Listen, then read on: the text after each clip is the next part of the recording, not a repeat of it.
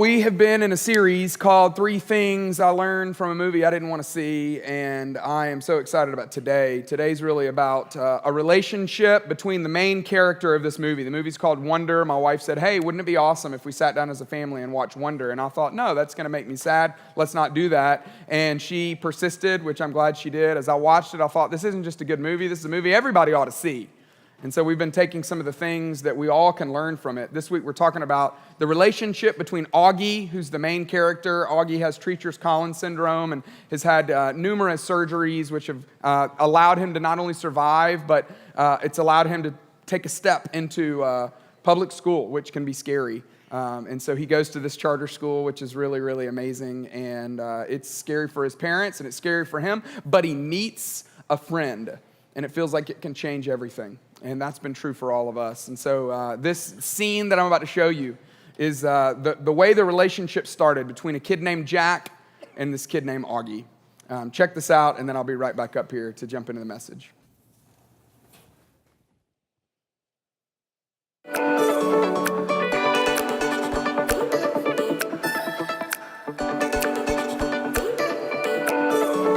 This scene sets up in a cafeteria with Augie already sitting down eating. Jack Will walks into the cafeteria. His friends say, Jack, come sit with us. He says, no, not today. He walks up to Augie and says, so school's not going real well for you either, huh? And Augie says, yeah, not so much. Why is it not going well for you? And he says, oh, I wish I was going to another school. Augie says, really? Why is that? He said, well, because I got scholarshiped here, but I wish I was going to the public school. And Augie has this amazing moment where he empathizes with Jack and goes, maybe he has challenges too. Jack then says, hey, thanks for helping me with math today. Augie says, yeah, no problem. I could actually help you as well with science if you would like. Would you want to come over to my house after school? And Jack says, yeah, sure. That would be awesome. And Augie has made a friend, but he's not eating. Jack says, Augie, why aren't you eating? Augie says, because I've been told that I look like a prehistoric swamp turtle when I eat. Jack says, really? Does it look like this? And then he munches on his sandwich without his hands, just his mouth. He gets tuna all over his face, and Augie goes, oh, come on, that's not even close. And then he munches on his food, and the next thing you know, there's food everywhere, and these two are becoming best friends. And now, back to our regularly scheduled programming. I love that little scene because it just reminds me of those moments in my life where I found a friend. Have you ever been there? I would imagine you have. Everybody has. That need within us for companionship, that need within us to know that there's somebody cheering us along, there's somebody who is helping us get through, there's somebody that we can lean on. All of us need that. We all know it. We all want that. We all know it. Today's really about what does it look like for us to be that for somebody else. This series, we have titled it, 3 Things I Learned from a Movie I Didn't Want to See. You should have seen the creative meeting for this series title. It was epic. No, we just decided to go real direct and straightforward. This is what this series is about. We're talking about this movie called Wonder. My wife said, hey, I think we ought to watch this. I was like, no, that's going to make me cry. Why would I want to do that? And then, as it turns out, I thought, no, this isn't just a good movie. This really is a movie everybody ought to see. And if you end up seeing Wonder, which I hope you do, because I think every person on the planet ought to see this movie, I think that you will like it. And I would imagine you will cry. If you don't, you should probably get that checked out. That's called, in the Christian world, that's called a hard heart. But I think that it's more than just sad. It's inspirational. It has so many things that we can take from it and learn from it. The first week, we talked about the big line that gives the movie its name, where Julia Roberts, the mother of Augie Pullman, looks at Augie and says, Augie, you are a wonder. And as we learned in the first week, being a wonder is not so much about the hand that you've been dealt. It's way more about what you do with the hand that you've been dealt. And because of that, every one of us has an opportunity in front of us to become a wonder, to be a wonder, based on the way that we deal with the hand that has been dealt to us. Last week, we talked about this quote right here. Be kind, for everyone is fighting a hard battle. It's crazy. I mean, if we were to go around all the rooms, if we were to go around, let every person share, hey, well, what is your hard battle? We would realize that all of us, genuinely all of us, are fighting some sort of difficult battle. Maybe you feel like it's getting the best of you. Maybe you feel like you're winning, but no matter who you are, everybody's got a battle. And the more aware we are of each other's battle, the better we can actually learn to love each other. The better we can actually learn to show kindness to each other. That your ability to be kind or to love somebody that's difficult in your life, it really hinges upon the work that you've done to get to know their story, to get to know their battle. So as we said last week, that you can love that person way better when you learn a little bit more about that person's battle. And if you missed all those, or if you missed both of those, I hope that you'll check those out. As for this week, we're going to talk about the relationship between those two characters that you just saw, Augie Pullman and this sweet, awesome kid named Jack. I think Jack's last name is Will, and so they call him Jack Will, which is confusing because you can't tell, is that a double name or is that his full name? I think it's his name. Jack Will is this awesome kid who originally, he gets assigned to be Augie's friend, which friendships don't work really well when you get assigned to them, right? But eventually he chooses it. He chooses it himself. He decides, hey, I'm going to go sit by this kid at lunch. And the scene that you saw is the way their relationship was really birthed. That they started talking about things that they each struggled with, problems that they each had. Augie makes that line, I feel like when I eat, I look like a prehistoric swamp turtle, and so I don't like doing that in public. And then Jack, with so much empathy and kindness and love, he sticks his face in his sandwich, gets tuna all over his face, and says, look at me, I'm the tuna man. And that's the way middle school boys communicate, you know what I mean? Those of you that have them, that's love, that's kindred spirits, that's friendship in their world. They end up fighting with swords, and they end up having arm wrestling contests, and they end up playing video games together, and they become that relationship that each of them needs. That friend that is the wind in the sails. Every one of us needs that. We all know that. We all need those kind of relationships that provide the wind in our sails. What happened between Jack and Augie? Because though they had this, something broke. There was a moment in the movie, it's one of the most sad, heartbreaking moments. And for those of you that are afraid of spoilers, I'm going to spoil it and share this scene with you. But you still should watch the movie because it doesn't ruin the movie for you. But there's this one particular scene that happens. It actually happens on Halloween. And Augie tells us how much he loves Halloween because he loves that he gets to wear a mask. And he said, it's amazing how when I wear this mask, I just feel so normal. I feel like people treat me like I'm normal. And he was supposed to wear one costume, but something happened, and he ends up having to wear a different costume. And because of that, when he enters into the room at school, Jack, his really close friend, doesn't realize it's him. And some of the other friends that are talking about Augie that have not been so kind to Augie begin to be critical toward Jack as to why are you even friends with this guy? Julian, one of the biggest bullies, he tells Jack, he says, I mean, if I looked like he looked, I'd wear a mask all the time. But it gets worse because Jack takes it a step further. He feels like they've egged him on, and he feels like in order to fit in, this is what I've got to do. And you can tell he doesn't even mean it, but he says something incredibly hurtful that Augie overhears. He says, yeah, if I looked like he looked, I would kill myself. And as you watch it, you just think that is the most devastating and sad thing. And who would say that? And it just tears at the very fabric of their relationship. It almost destroys their relationship. You see the rest of the movie, Augie trying to pick up the pieces of the broken heart that Jack Will has now caused him. And as I watched it, there's so many different emotions that you have watching that. But all of us can relate on so many different levels. I mean, all of us in a way have been Jack, where we've been the good friend that others needed. And then all of us have had moments where we let the person down, where we dropped the ball, where we said something we didn't even believe, something that was incredibly hurtful, but something that we didn't even mean, or we said it at the wrong time, or at the wrong volume, or in the wrong moment. Just because we were defensive, or because we were trying to fit in, or because we were just trying to get by. Who knows? But we've all been there where we've not shown up because we were late maybe, or we forgot about it, or it didn't get on our calendar, or we just missed the moment. And then we've all been where Augie's been, where someone says something incredibly hurtful about you that is just devastating.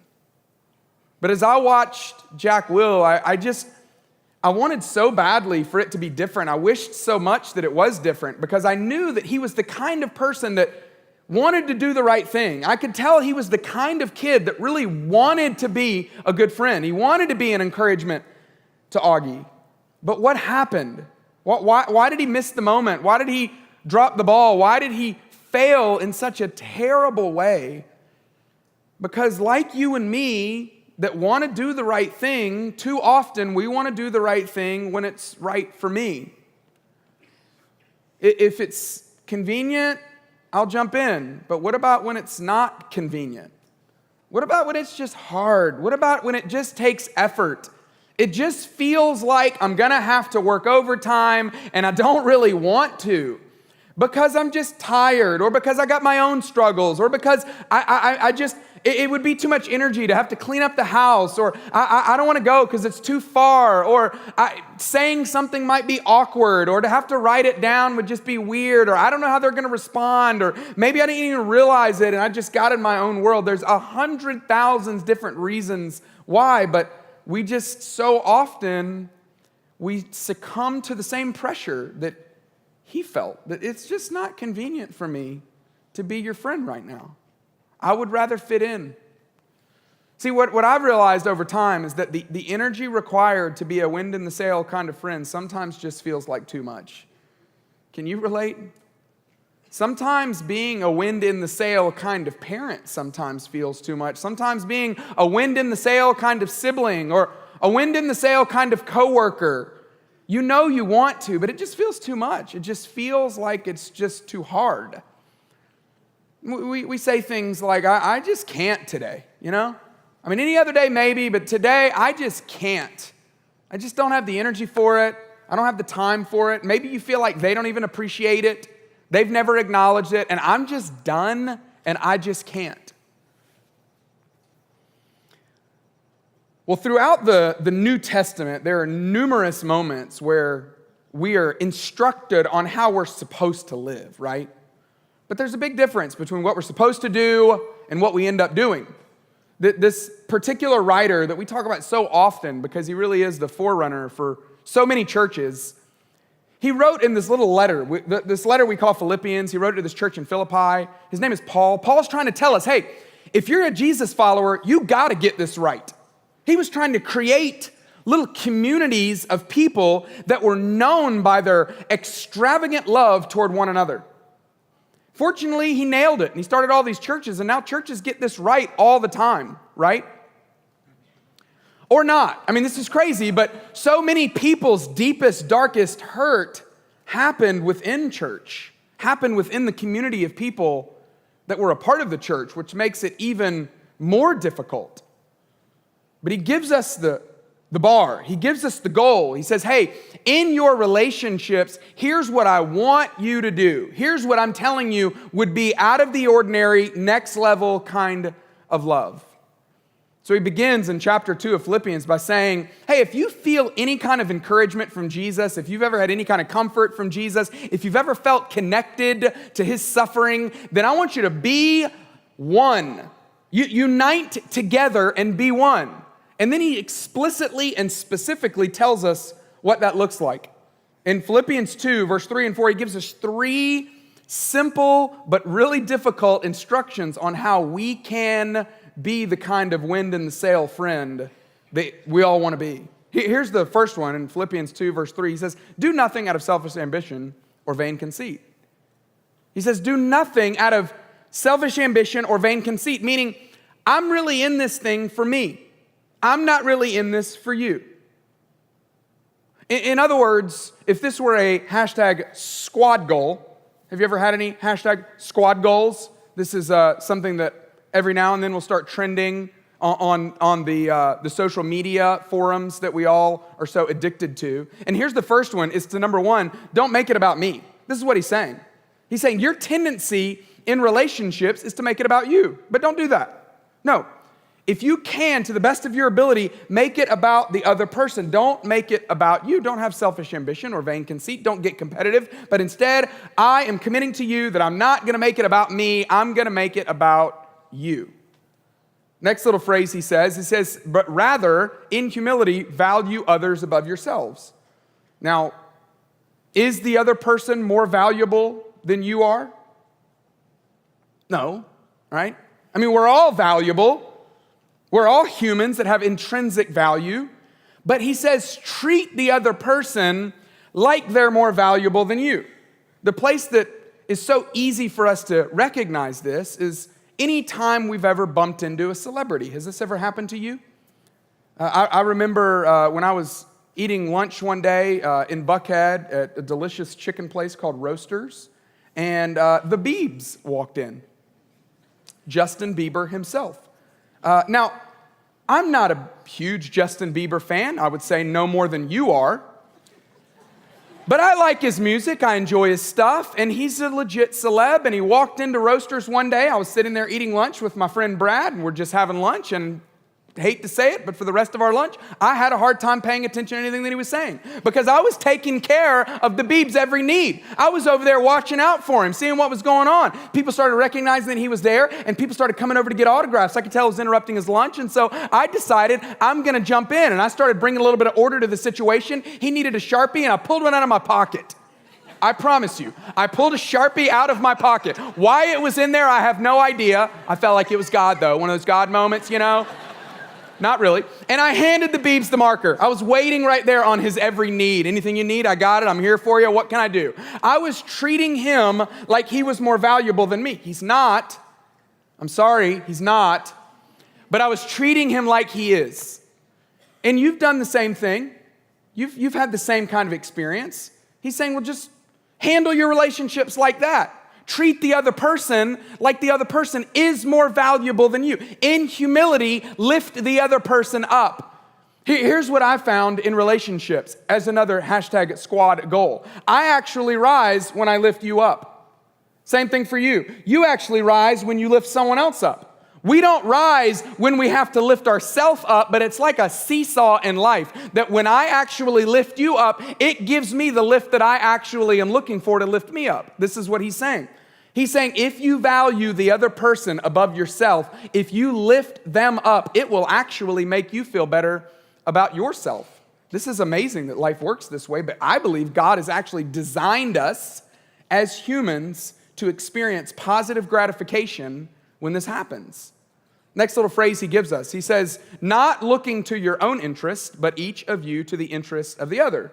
Not looking to what is interesting to you, but each of you to the interest of others. One of the places where I experience this the most is with my kids. You know, if you have kids, or if you've been around kids, if you've got nieces or nephews, or if you've got grandkids, or if you've ever been around kids at all, you recognize sometimes they care about things that you don't care about.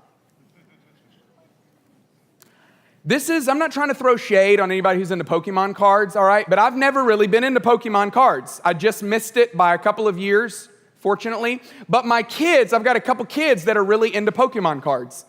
And as not interested in it as I am, there are moments at my best, which are very rare, where I try to act interested in Pokemon cards. I'm not actually interested in them, but I recognize that in this moment, the most loving thing I could do, the most wind in the sail kind of parent I could be, is to act like I'm interested in what they're interested in. But the same thing happens to us all the time. Paul's saying, hey, if you want to be that kind of wind in the sail kind of friend, then you've got to not do anything out of selfish ambition. Say, hey, I'm not going to make this about me. I'm going to make this about you. You've got to lift the other person up. And as you do, you realize that you actually rise in the meantime. And then thirdly, you've got to decide, I'm going to bounce my eyes to your interests. When my eyes start gravitating to what I'm interested in, I'm going to make them bounce over to yours. I'm going to try to, as best as I can, keep my eyes off just what's important to me and try to bounce them over to you. This is what Augie experienced early on in his relationship with Jack. Jack was going out of the way. He was bending over backwards to be the kind of friend that he knew Augie needed and the kind of friend that he wanted to be. At the very end of the movie, after some reconciliation had taken place between the two of them, they're at the school assembly where all of these quotes actually come from. And Augie gets a standing ovation because the principal gives him this award. And as he's walking up to the stage, the music starts to play, and all of the crowd gets up on their feet, and they start giving him a standing ovation. And you can feel the emotion. And Augie says this beautiful, fantastic quote as he's trying to connect his emotions, what he's feeling, with what Jack Will had done for him, to what he was experiencing right there with this standing ovation. And he says this. He says, "I think they ought to make it a rule that everyone should get a standing ovation at least once in their lives." Don't you agree? What a great line. And as he makes this statement, the camera pans over to Jack, and you see Jack just beaming with a smile at his friend who's getting a standing ovation, and he's just clapping his heart out. What was Augie feeling in that moment? I mean, he was feeling something, and what I know to be true, what you know to be true, is that oftentimes in life, people that get standing ovations on a regular basis, they would even recognize, it seems, that they get old, or they're not that special after a while. I mean, why do we do them? Why do we give people ovations? An ovation, in case you were wondering, an ovation is an enthusiastic outburst of public praise, appreciation, and celebration. An ovation is usually determined by someone who has done something well, someone who has done a great performance, someone who has a great talent or a great skill that we respect or we appreciate. But what Augie was experiencing was so much deeper than what we usually give an ovation for. Augie was experiencing something at the heart level. Someone hadn't just recognized a performance that he had done. No, someone had connected with him. And see, I think that he was connecting the emotion that he felt that Jack had allowed him to feel with this standing ovation. See, what we all really want is what Jack had done for him. We all really want to be seen. He had let him know, Augie, I see you. But more than that, not just I see you, but at a deeper level, I understand you. We all really want to be understood. He let him know, hey, I get that what you're going through is really difficult. And as we have shared life together, as we have listened to each other and shared the way we feel about things, I now understand that what you're going through is really, really tough. And then we all really want to be accepted. And I accept you just as you are. I'm not asking you to change. I'm telling you, on your good days, I accept you. And on your bad days, on your tough days, on your difficult days, I accept you. And I recognize that we all really just want to be loved. That he was experiencing the love of a friend in that moment. The place that I've experienced this in life, it wasn't a standing ovation, but it was a time in my life where I needed someone to see me and to understand me and to accept me and to love me and to cheer me on, to let me know that they were there for me and to encourage me. I remember for me, it happened when I was 23 years old. I had just graduated from Georgia Tech. I struggled getting out of Georgia Tech. There were a couple of classes that were tripping me up, and so just to make sure that I knew my stuff, I took them over again a couple of times. And so that delayed my graduation a bit, threatened it, quite honestly. I was in a very vulnerable position, but fortunately I did get out. I use this joke all the time, but I promise you this is true. I told the registrar, I said, listen, I'm going to seminary. I wanted to go to graduate school to get a degree in theology. I said, I'm never going to use this engineering degree. Never, okay? So why don't we do a deal? You give it to me, I'll promise to never use it. How about that? Let's make a trade. Deal or what? Like, sounds good to me. I swear to you, I will never use it. You just do your part and give it to me. We'll be done. Shake hands, we're out. And so she said yes, which is awesome. So I go to Dallas, Texas. I'm going out to Dallas, Texas to go to a seminary, to Turbo Bible School. This is graduate school to get a degree in theology. And for whatever reason at the time, they had this dorm that they didn't know what to do with, I guess. And so they required every first year male student to live in this dorm. And this dorm, I don't want to overstate this and try to belittle any of you that have spent time in prison, but it felt like a prison to me, okay? I mean, it was cold, it was dingy, it smelled nasty, it was just so bleak and bland, and seminary students aren't known for partying really hard, but this dorm looked like it had seen its fair share of some good times. It seemed like it had been ridden hard and hung up wet, you know what I'm saying? It was tired. And the drive out there, I didn't know I was about to experience that, but it was one of those days. Texas in the summer, obviously, it can be like the face of the sun, incredibly hot. But then in the winter, the toughest thing is that it can be bleak. I mean, it can be like blisteringly cold in Dallas. And this was one of those days, right at the beginning of January.